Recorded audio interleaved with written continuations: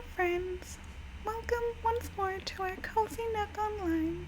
As always, I'm Redrumtac, your humble companion.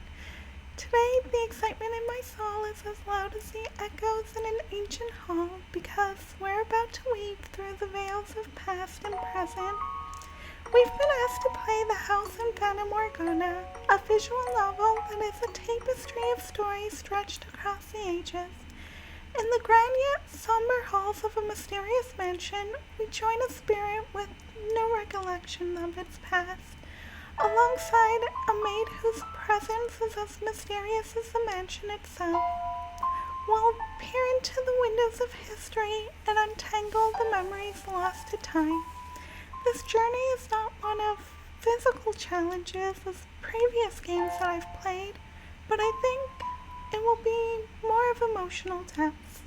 It's a balance through the delicate strands of fate and the search for truth amongst the shadows of what was. So let us sit together and drift into the haunting tale held within the House of Fata Morgana. Perhaps in the mansion's long and winding past, we'll find fragments of our own stories too. And with that, I'm gonna start my timer, and as you know, I play each and every game for about an hour. In terms of the game and the configurations, I don't know. There's not much that I want to change. It's only about the text rate and the modes and the volume, which I might put just a little bit down because I find it's quite loud for me. Or at least for me it's quite loud, but I'm not sure if you'll find it loud.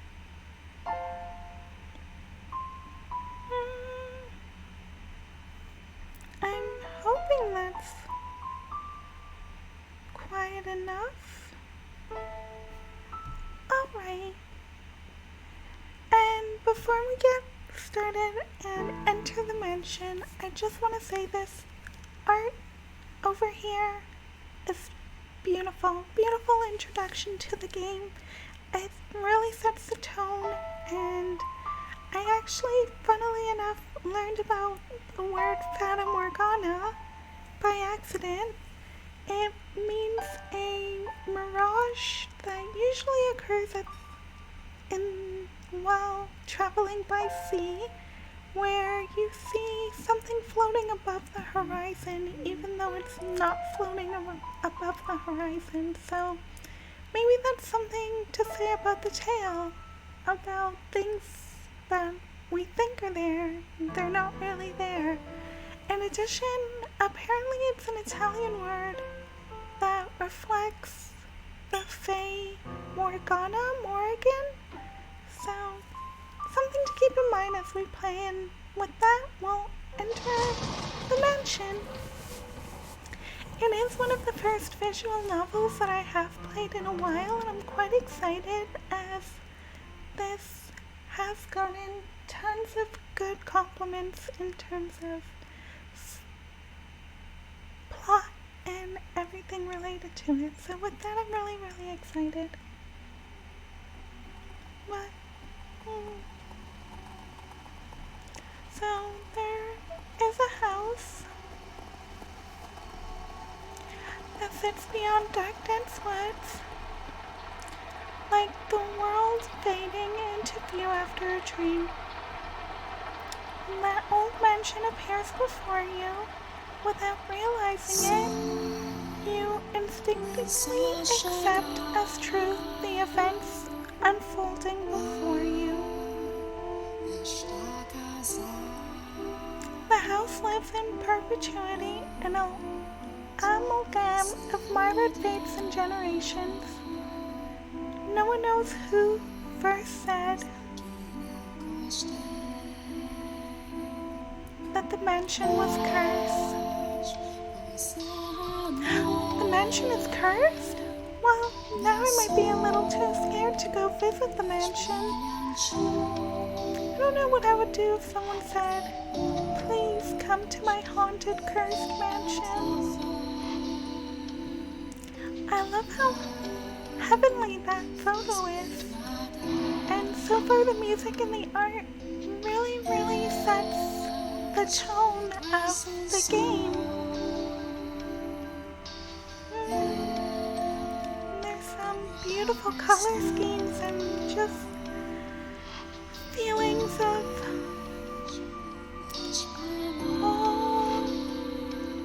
a lot of just intense feelings already. The House of Fata Morgana. Well,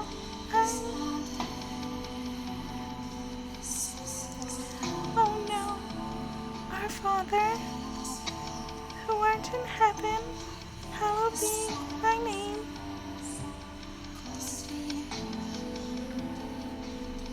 Have mercy on me, O Father, and cast our souls into eternal... Oh no, that's so cruel. I wonder why. Who would have said anything like that? I was looking down upon a corpse, my own corpse. I was afflicted with great despair. At the sight of it being dragged to the place of my crucifixion, my soul crumbled, and I was wholly extinguished. Indeed, I did once lose everything. However, as I faded into darkness, I heard a voice calling out to me. And so, I vowed once more that no matter how long it may take, the obstacles that stand in my way, or what form you may assume, I shall come back for you. That I must return to that house, so I ask of you, please wait until this mutilated body arrives there once more. Oh, that's so mysterious. Who? Your consciousness waving like a ship at sea, drawn back to the surface. With each new breath, gradually return to your fingers. Master, you could hear the pattering of rain from somewhere. Oh, this is definitely the kind of game you want to play when it's raining outside. Master? And the sound of a crackling fire. Wake up, Master. It does seem like we're in quite an old mansion. Wake up. When you came to, you were rocking back and forth in a rocking chair. The room was dimly lit. Aside from the flickering of the fireplace, there was no other illumination. That is so creepy. That is terrifying to walk into a room where just the fireplace is on and someone's just rocking in a rocking chair back and forth. No light shone through closed windows. There was only the pitter-patter of rain. It was as though the whole mansion was enveloped in darkness. Yes, it does seem like the mansion. Oh, splendid. You'd finally awoken. Someone called out to you. You were about to search the room, but that turned out to be unnecessary. The voice was crouched beside the chair, looking up at you with emerald eyes. Oh, it's her. She was on the artwork. Good morning, Master. I don't want to be the master. Oh, I can stay silent or I can say good morning. I'm going to say good morning. Something I quite tend to do. What's the matter? Are you waking up? You seem rather drowsy. Oh, me. Every morning, for sure. I am glad to hear your voice. I've been waiting so long for this moment. Tending to the mansion all by my lonesome, ensuring it was ready for your return whenever that time may be. How do you know who I am? Girl! When I caught sight of you through the window, my heart fluttered. The time has finally arrived. This woman who looked like a maid seemed to know you, but you have no memory of her. What kind of tea would you like to start your day with? I have wonderful chamomile. if you like. Oh, chamomile is a great tea. What would you like? I beg your pardon? I allowed myself to get too excited, but I hope you'll be sympathetic. I'm just elevated that I could see you again. She did seem to be genuinely delighted that you've awoken, but she seemed to like the energy typical of her age. Perhaps life was a more appropriate word than energy? But the gloom extended beyond the maid. It seemed to encompass the whole mansion. The plaster walls illuminated by the fireplace and the rose engravings and the ebony pillars felt vaguely familiar. But a crushing sense of claustrophobia overpowered that familiarity. It seemed as if the house wasn't interested in accepting you just yet. Who am I, though? Am I really the master? Do you not know who I am? I don't know who I am. Tell me, please. You can't remember who you are, then who am I to serve? I don't know right now. She was pale, almost as though a chill ran down your spine. You are the master of this house. It seems you have no memories of such.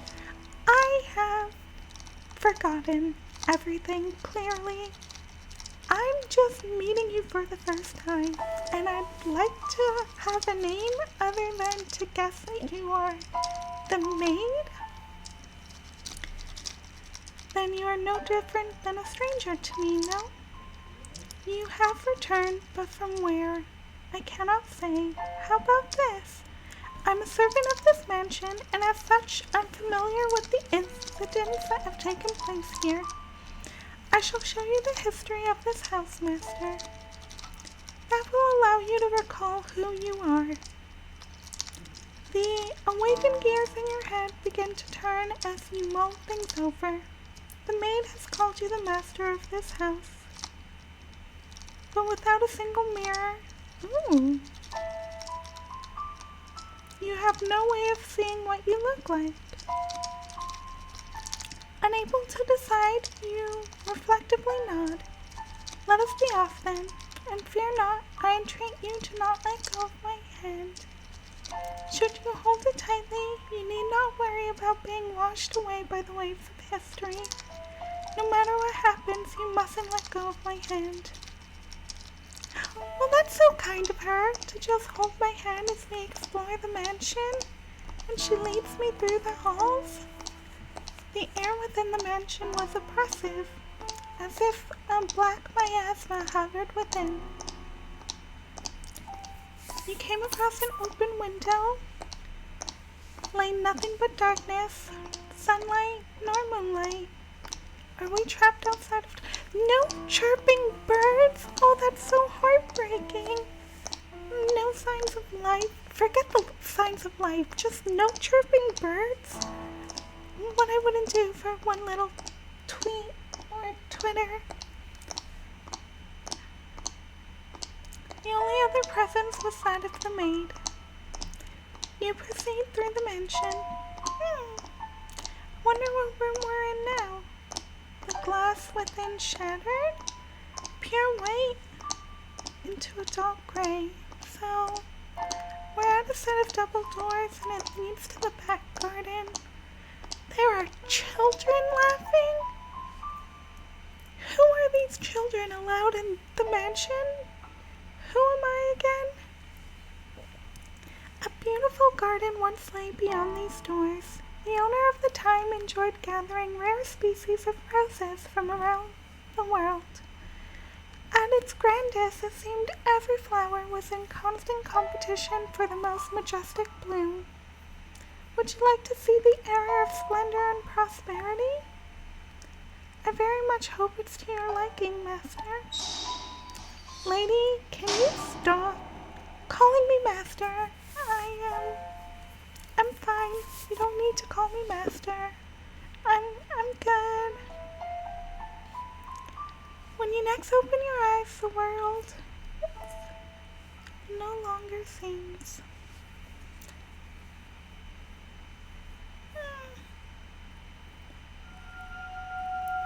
The first door. Oh, that is very eerie. That is so... in 1603? I guess that's when these events happen. Move the cursor to the bottom right corner. Can save and change. Let's try again. Let me save. I'd like to save. The mansion had an alluring air of beauty about it in the era. It was almost like something out of a fairy tale. So I'm gonna save right. Yes. And I'm gonna go back. And backlog. Oh. Okay. So I guess the backlog lets you read through everything. I see, but how do I get back?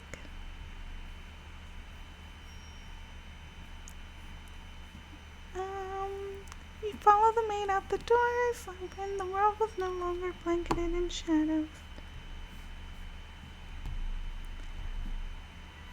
Period of history could be described as a symphony of destruction as cumbersome principles of old came crashing down. Antiquated perceptions, the people seemed to hark back to poetic ways of old.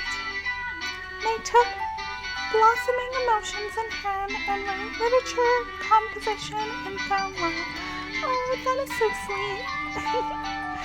Even the church maintained authority throughout the Middle Ages, embracing the changing times, adopting the culture's flowering sense of aesthetics. War would break out for 20 years from then, getting the ripened era from the tree of history. Give me 1 second.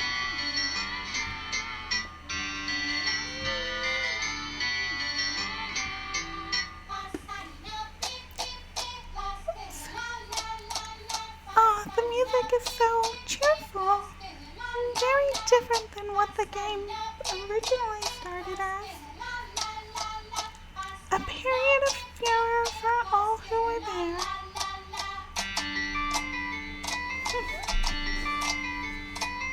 Oh, I love the color scheme. Tale about the mansion from beginning to end. We will, however, be moving through time. 8 years into the past. So it was 1603 and it should be 1701. A wealthy family lived in the house then. The mother and father, brother and sisters had distinctive, beautiful hair. Enamored by their hair. Mine is the color of a wet crow, but wet crows are so adorable. I'm standing around looking rather a fool. I was happy back then, and what reason did I have not to be, afforded the opportunity to attend to such a beautiful home? So I poured my heart into serving that family. The soft pleading sound that could only be a young girl singing. Can you hear it? Is that supposed to hurt? Is that supposed to be her? The girl you see picking roses was called Nellie. Young, she sang with elegance. Nellie was fond of the house garden and spent her afternoons there. Gorgeous roses gathered from all across the world bloomed in the garden. They were given the utmost care and even had their thorns removed. Well, that's a little cruel. Roses have thorns. It's beauty. It's part of the beauty of a rose. So young Nellie would not hurt herself. The light brown-haired girl carefully plucked petals from the roses, gathering them up as she sang. Her voice was like music played by fairies. Nay, the sight of her was like an angel descended from heaven. Aww. Please, don't look at me like that. I admit I was being fanciful. But what if a woman is not fanciful? little bird, singing night and day, for your little birdie heart, sing your woes away. Pretty flowers all around the little birds, and even when the sun comes up, oh Mel, I've forgotten what comes next. Is that the older brother, Mel? Melly was, a matter of fact, not the only visitor to the rose garden that day. She came with her older brother, Mel. So it seems like we have 4 characters so far to our story. Mel, Melly, unnamed maid, and unnamed master. Seems about right with siblings being inseparable. The sight of the 2 children cuddling together was heartwarming. Mel was sitting in the shade of a tree reading a book. As I'm sure you're aware, books could not yet be mass-produced.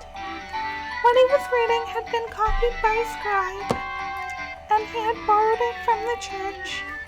The book, having passed through many hands, was visibly worn, but I suppose that speaks to its importance. A Latin grammar textbook he was reading, and he was a clever boy. Sorry, Jurassic Park. Although it's clever girl, I know. He had attended church from a very young age where a priest would instruct him in Latin grammar. So he believed he was capable of reading even advanced text. Oh Mel, please. The young girl approached her brother, who was consumed by the text, and she carried a pile of rose petals. His sister's shadow overlapped the tree. The boy still did not notice. Nellie puffed her cheeks, thrusted out her arms, and let the petals fall. Ah! That does seem like a very sisterly and brotherly thing to do. Oh, Nellie, you got petals on the book. I can't afford to let it dirty. Petals are not gonna get your book dirty, Mel. And Nellie was just trying to get your attention. That's so mean. Such sharp wit while waiting for you, dearest Mel. Oh. You didn't glance at me. I'll be an adult by the time you're done reading that book. That soon? All these 2 siblings. If you're an only child, this is pretty much what sibling life is. All the time, no questions asked, just take my word for it. Mother says girls grow up fast. She may be right. Oh. We're all grown up. Surely you won't play with me any longer when you become an adult. I will still play with you even when I'm grown up. But grown-ups don't play, Nellie. Fine, I'll stay a child forever then. Oh, these 2 are so vibrant and cheerful, and I kind of am not getting the feelings I did at the beginning of the game, so it's quite a juxtaposition. It's quite surprising. I'll play whatever you want today. Do you mean it? I want to play make-believe. I will be a princess taken captive by an evil kingdom, and you, Mel, will be my valiant knight, and then turn into a prince when you rescue me. A knight can become a prince? Impressive. They can. They both have to be charming, so of course they can. Which is why it must be you, dearest Mel. No one else can be my prince or my knight. While we may have appeared embarrassed as his rose-cheeked sister proclaimed, I'm certain he was smiling. After a few moments, he knelt, bringing himself to eye level with Nellie and stroking her soft hair. All right then, you're my Princess Nellie. And not anyone's princess, but yours alone. Well, that's a little very too sisterly. My princess is quite the fawner. Does that make you just like me? I'm proud to have you as my sister.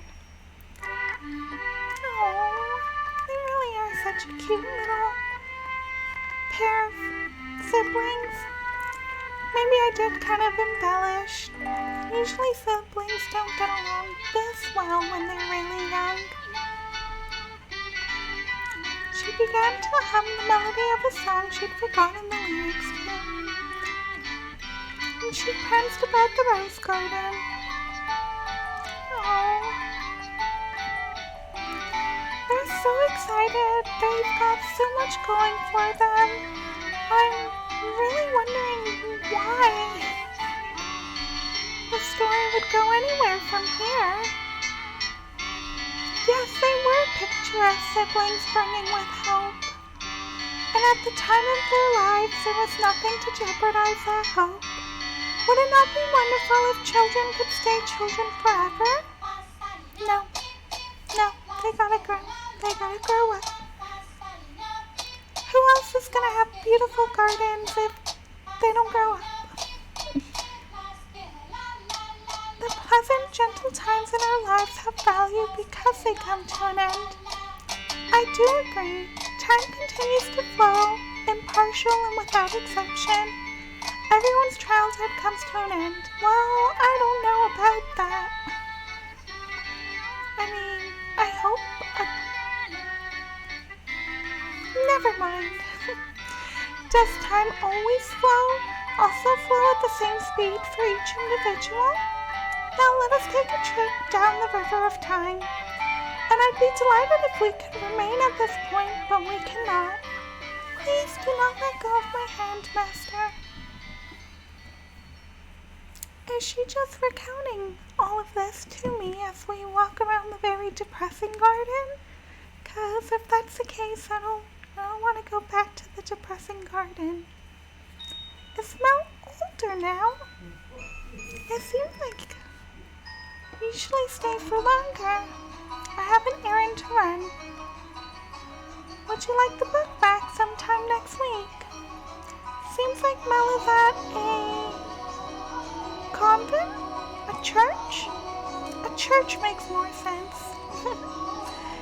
Especially if he's talking to a priest. Oh, and so considerate too, asking if anyone wants to use the book he wants to borrow. Put yourself in my shoes and you'll understand. I believe you, Father, and I mean to do whatever I can not to disappoint you. That's the spirit.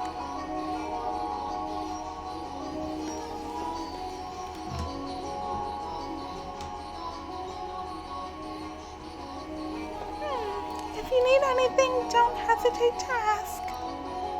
And Mel, do consider what we were talking about. Going to university? Indeed. If you do, I can introduce you to some accomplished instructors.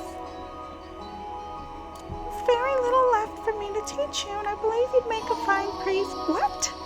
Mel, you've got... I mean, if you want to be a priest, that's fine, but you've got so much more. Mel. It's an honorable thing, Mel, to devote yourself to the service of our Lord. Oh, look at his face. He's like, Mel, it's fine. The Lord chooses fates in mysterious ways. You'll excuse me then. I'll see you again. Our doors are always open. Of course, it's a church. When are the doors not open? Other than when they're closed.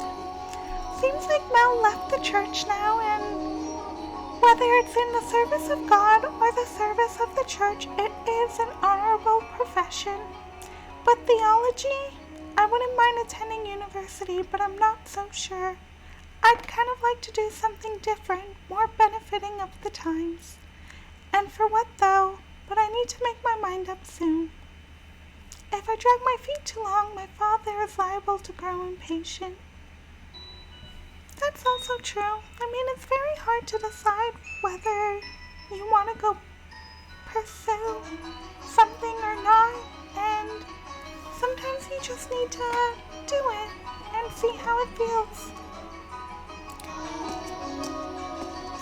So, alms for for the poor. Aw. Mel, give some alms, please, Mel. He's been outside the church since last week. The way he shakes his head, I can't get a glimpse of his forehead under his head. He might be bald.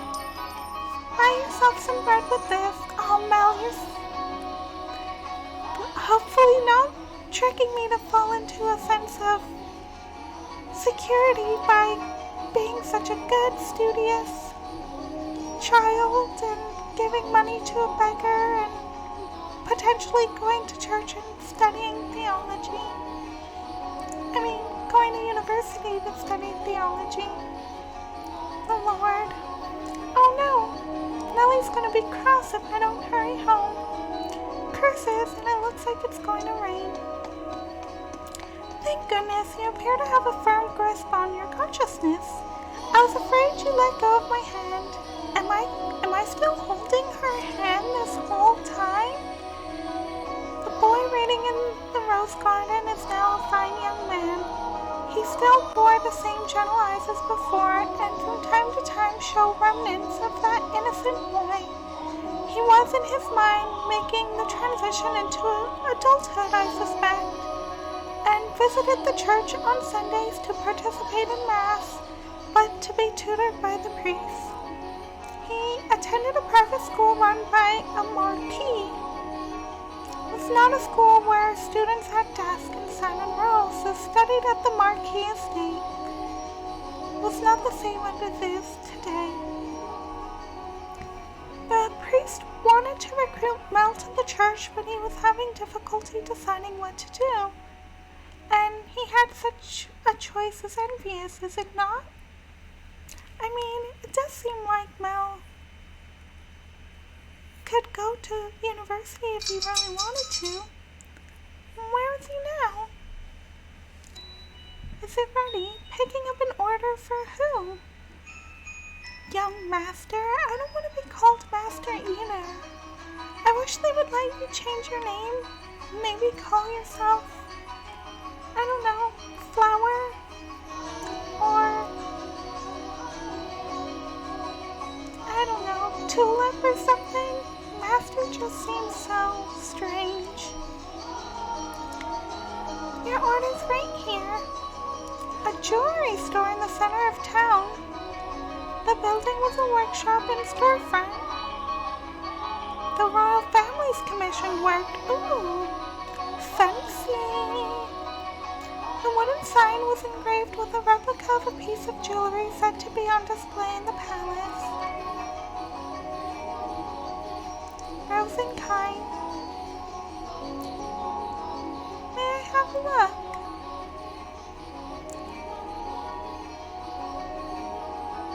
Came out as what did Mel order? And from whom? I really am curious what Mel wants to pick up from the jewelry store. She'll love it. I kind of feel like it might be for Nellie. I really hope so. Every man ought to show women some cordiality. Coming home to a cold fireplace is a sad thing indeed.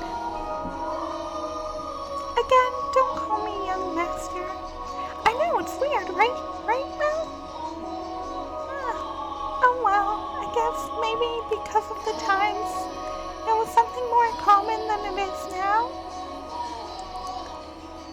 Any jewelry? And your sweetheart's day will be sure is made. Two of you will have all sorts of fun when you give it to her. I don't have a sweetheart. Or vying for your hand too.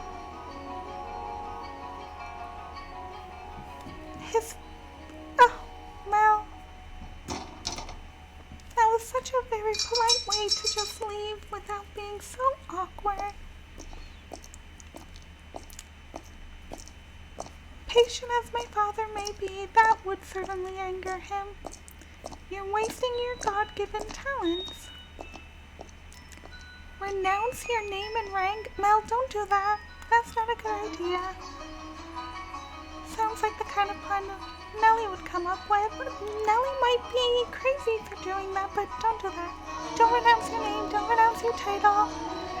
It's not an easy life. And it doesn't seem like you'd make the best of it, or maybe you would, I don't know. As he grew closer to the mansion, the fragrance of roses grew prominent. Sin had led visitors to refer to the house as Rose Manor. Oh, that's very sweet. I also probably play on the family's last name, Rhodes, which you heard the jewelry store say just moments earlier. The thicket of ivy covering the wall, no rotten doors to be found. What the family would think if they saw the house in the present condition. Of their roses, a symbol of prosperity, withered and turned into soil. I mean, I don't think the roses would have just vanished like that. There must be some roses out there. Let us forget for a moment about our own time. I'm sure it's... Aww, that's Nellie and Mel. Where have you been? I've been waiting forever. I love the little jewels in her hair. Nope, you were taking so long I decided to wait by the gate. All that studying's got your head stuck up in the clouds. Oh, they really are quite a funny pair of siblings. Mel, that's so mean. Calling her heavy? Reducing the amount of sweets to maintain my figure for a new dress, and you call me heavy? That is so mean. You're such a dimwit, jerk, blockhead, weakling. It's funny how she's pouting like that. The delightful little girl who was once my sister.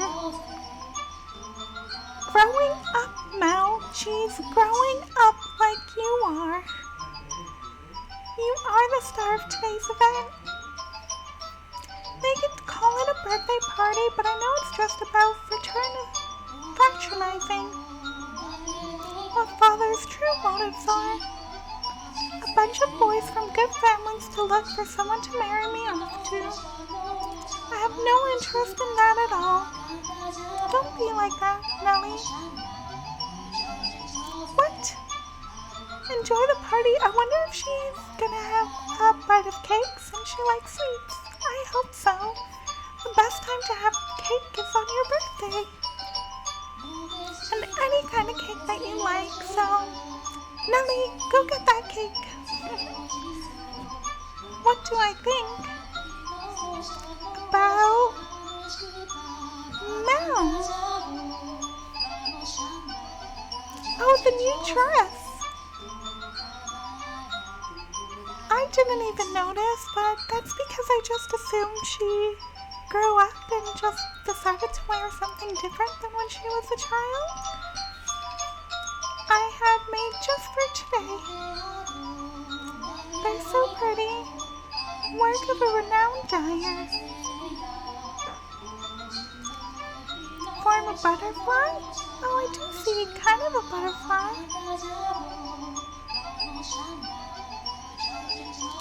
Does it look good on me? Oh, Nellie, that's very feminine of you. I love it. It's pretty. Mel, you need to work on your compliments. Again, jumping. It's so cute. Wait, no, you can't have that yet. Give it back. And what could it be? Does she? Oh, she's probably gonna open it, and I really wonder what kind of jewelry he got her. I love it. A rose necklace.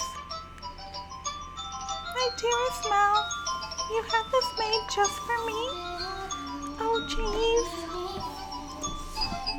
Before the party? I mean, technically it's still her birthday, though, so if she wants to open it right now, she could. She's gonna put it on right away, though? Aww. Sweet sweetest in all the land. But why not? Wanted some rose jewelry to go with her new dress. I'm sure you don't have it easy playing your prince. Found a new prince? Find one standing on the street corner. You could find a prince standing at a street corner. They've got to get around somehow. Another 10 years? Find yourself a new princess. Wait, Mel doesn't want... You're as romantic as a rock. Really allowed to be the judge of that? Does Mel maybe have someone he's interested in?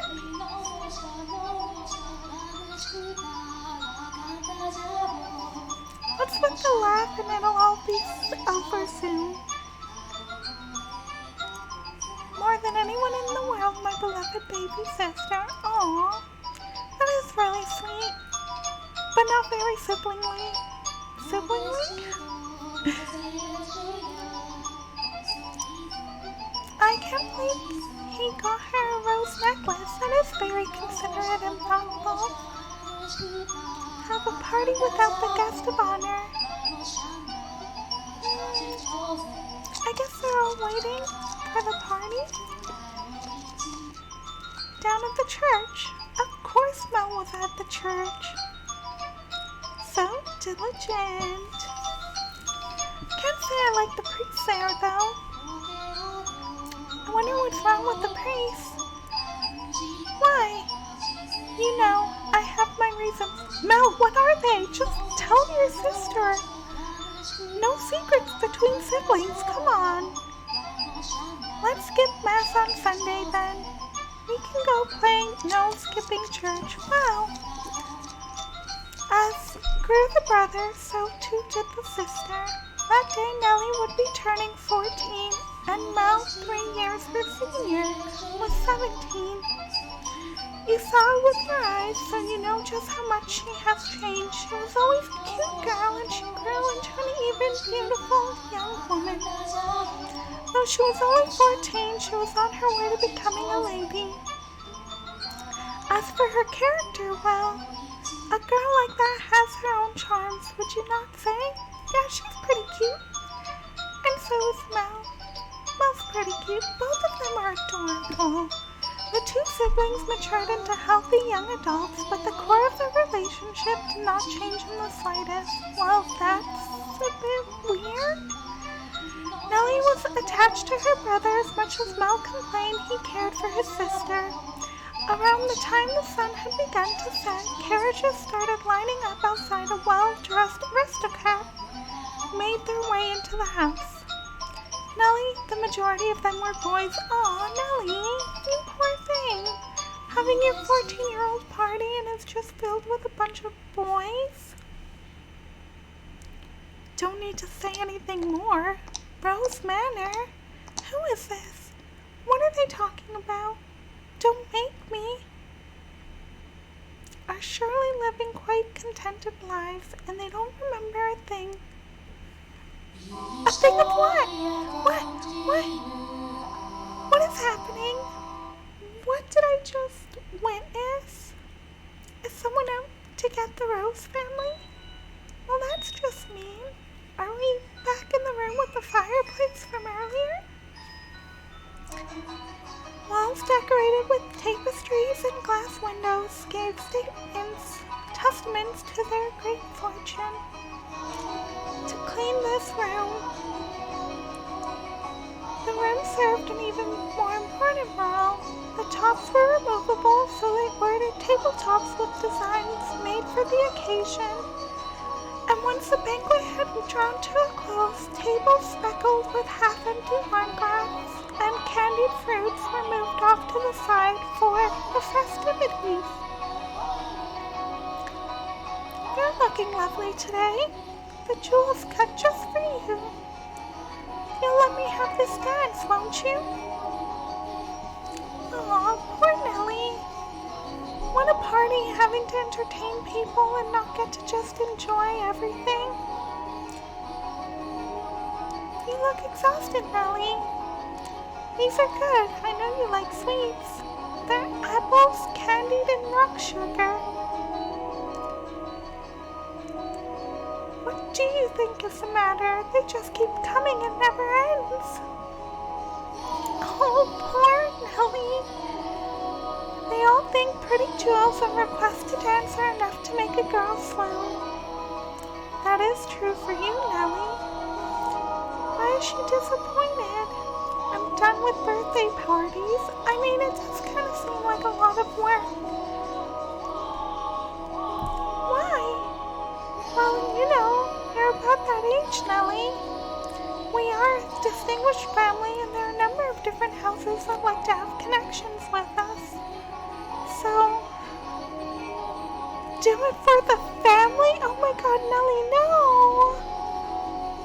Don't date or marry anyone. No interest in being a pawn in inter-family politics. Nellie, please tell me you just up and leave. Please, please, just up and go. Just adventure, adventure. Someone you might actually love? Never thought I would hear you talking about love.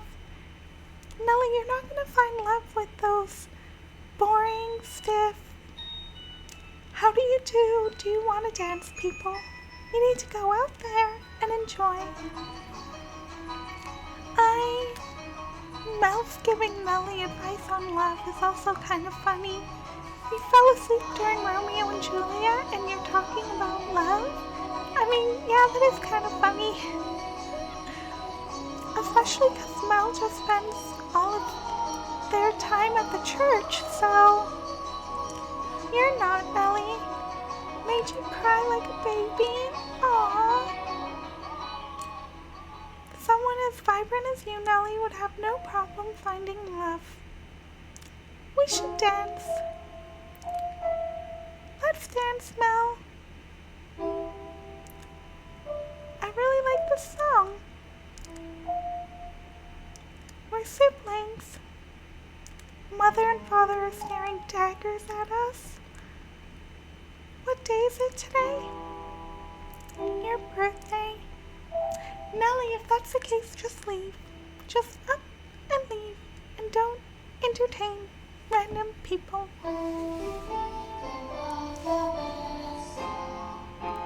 Oh, well, that's very kind of them to dance together. Hard-pressed to describe his dance abilities as good, even as flattery. He found himself being dragged around by his sister. This is humiliating. Oh, poor Mel. Because his parents have been hands-off in raising him, giving him free rein to study and learn, Mel looked like a tangled-up marionette. From throughout the halls, he could hear giggling, chuckling, and people disguising their laughter. Come now, dearest Mel. If this is the best you can manage, what are you going to do when you find a girl that catches your eye? I won't, so it doesn't matter. I'm going to say so far the writing of this has been phenomenal. It's engaging, captivating, funny, and very much different than what I thought it would be, but I feel like that's because we haven't gotten to the heart of the story yet. So, maybe something's going to happen soon? Did not matter. They were giving them cold stares. Their parents' spurs cracked under the pressure. Oh! There was a ruckus near the entrance. Oh, Mel, that's so mean. The siblings' father spoke up above the noise to quell the commotion. He ordered the servants to investigate an apology for the interruption and set the party back on course. I went to go check on the entrance with the other servants, as I recalled. Why are you looking at me like that? They're not my memories, but those which dwell within the mansion. Do you think we should be following what happens next from my perspective, then? That is not what confused you? while your question should be answered in time. Now, let us return to our tale. The party had fallen still for a moment, and their father's decisive actions restored the guest's festive mood. So it was not by any means the commotion that caused the ball to conclude earlier than planned. Oh dear, I hear thunder. Looks like we have quite the storm brewing. I lived in a country where the weather was nothing if not unpredictable. Stretches of time with clear skies grew longer as summer approached, and the weather was somewhat unstable on the cusp of the two seasons, which turned the raindrops into little spears on the window. See, that's what I mean. That is the beautiful writing of this visual novel that I really enjoy. Were the party to continue, no one would be able to get home. Their father was concerned that Nellie had not got on with any of the aristocrat boys. He decided to cut the festivities short. Oh, poor Nellie, her party getting rained on. But doesn't seem like she's too disappointed at all. It was no fun. Also fair. And for heaven's sake, Arthur was here. I have no interest in dancing with that dunce. Well, that's mean. Who's Arthur, though? I don't even know who Arthur is. Came to play a few times when we were little. He's covered in freckles and he's a huge jerk. He said my hair looked like the color of fallen leaves. That is kinda insulting. He acts like nothing happens. He even calls me Lady Nellie. Most definitely not listening. Who cares about the ruckus? Aren't you curious? Maybe a cat sneaked in? I do. Would you like to play cards in my room? I wonder who Arthur is. I wonder what that ruckus was about. And I wonder why Mel is so hung up on it. Something feels off. Hurry up. So you're not done attending me? Oh, that is a really nice birthday gift. Well, it's still raining. And kind of funny to have the beginning of the game start with rain, and on Nellie's birthday some years ago, it's also raining. Oh, I love this rose theme in the background here. Just gorgeous. Can't sleep. Mel, forget about it. It's just the storm's fault and you are fretting over nothing.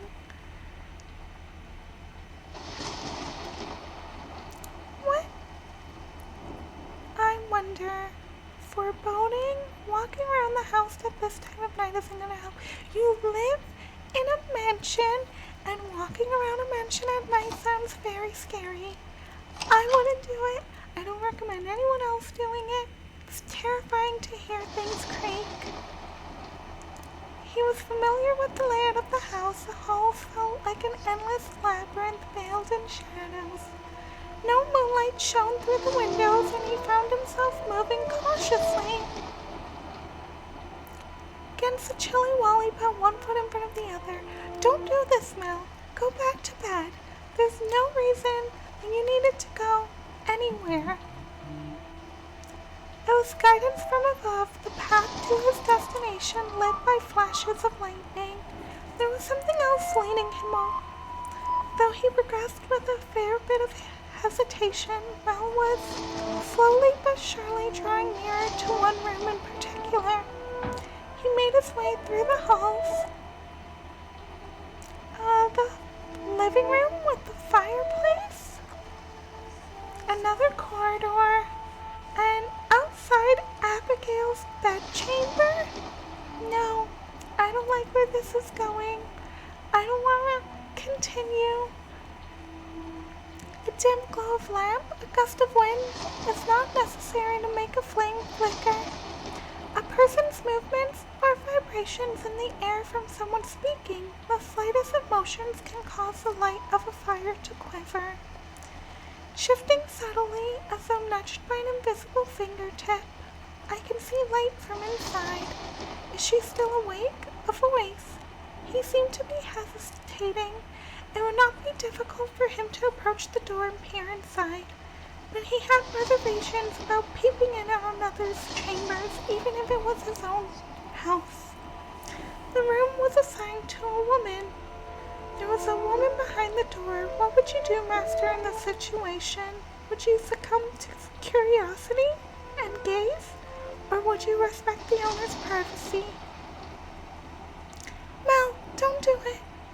Feels like it's calling to me. Mel, it's not calling to you. No one is calling to you. Just go back to bed. He had succumbed to curiosity.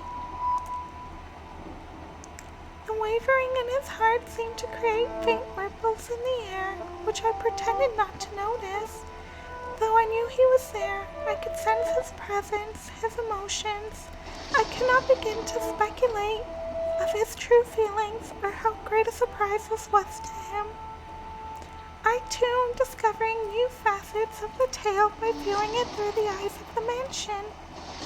But it's not I who is the concerned, Master, it is you. But who am I? I know I shouldn't be doing this. I should be ashamed of myself. Mel, you go to church, you talk to a priest, you study. Just look away. It's not that difficult. Who is that? Her skin is pale and you can see through it. It's white hair because she was out in the cold rain. Her hair is white as snow and her eyes, they're like... How do I describe it?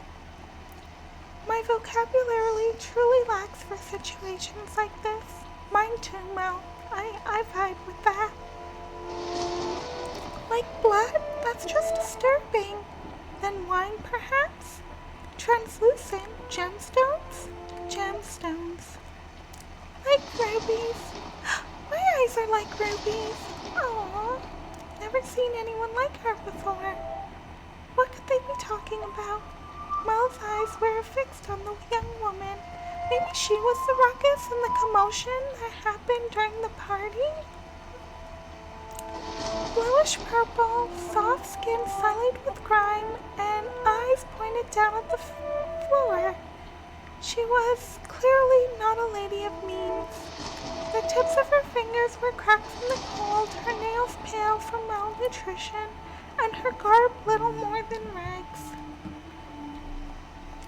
True beauty is always visible no matter what it may be hidden beneath, wrapped in a veil of insalubrity. I wonder what happened to her. Me too, Mel. I would like to know what is happening to this young lady and why she is in your house and why you are still peeping and why any of this is happening. The conversation taking place, a stickly voice arose from the white-haired girl's lips. So feeble was the sound that a gentle breeze blowing through the room could carry it away. I apologize for the trouble. Think nothing of it. Oh, give your apologies and thanks to the mistress. There's something comforting about the house, as if I've been here. If my father were here, I'm sure he'd be quite fond of it. I'm sorry about your father. There's nothing you could have done. You came to our rescue. He was already... Mel, I think so. I think that's what the commotion was all about. A gaze can often signal one's presence to others more effectively than words. The girl could sense him there as well. She flickered her eyes upward. Mel, this is when the boy finally felt a pang of panic. For a second, his eyes met hers, causing him to recoil from the door. His heart was pounding like the rain outside. Careful not to make a sound, he took 2 steps away. Did she catch me? I'm not sure she did. It's so obvious. So he returned to his chamber as quietly as he could manage. Mel, shame on you for peeking. I know you were so curious, but her irises, her voice, her sculpture, her skin, her hair, every detail kept him from banishing her image from his mind. Oh, it seems like someone has a crush. Who could she be? Maybe Mel does have a crush on her. Is that me? Something the matter? No, I thought I felt someone watching us. That's the maid. It's your imagination, I'm sure. Then perhaps an unseen voice was watching you. Are you familiar with how people refer to this mansion? Rose Manor, because you can smell the fragrance of the rose garden. Yeah, but not what I meant. It is said that a witch resides within the house. I've not heard of such tales. You wouldn't have. It's a very long time ago. Nothing you need to concern yourself with. You have a presence about you. This maid is definitely on the eerie side of people. And there's my timer. Whoops. It's getting late. You should get some rest. A room has been set aside for you. And I think, unfortunately, that's where I cut the story. And oh, I didn't realize escape let you see them. So I am going to save, and I'm going to save in my next spot, just in case. Oh, I can lock it? Oh, and it seems like you have quite a lot of different save points. Interesting. And with that, I am going to, whoops, exit, return to the entrance. And that, my dear friends, was the beginning of the House of Fata Morgana. I really can't believe everything that we've learned in that short amount of time in terms of story. Quite a few characters, and it left me with more questions than answers, that's for sure. So, dear friends, we've journeyed through the tapestry of time and within the haunting and beautiful halls of the House of Fata Morgana has reached its end. Together, we've kind of witnessed a lot of mystery, a lot of intrigue, and the strings of fate slowly unraveling. To those who have stepped into this mansion's corridors for the first time, and to my steadfast friends who've shared in every revelation, your company has been a guiding lantern in the dark, and I thank you. If the echoes of this grand tale have resonated within your soul, I invite you to subscribe, to follow, and to join this gathering of spirits. As we stride onward to our next game, we carry with us the haunting melodies and stories of the Rose Manor.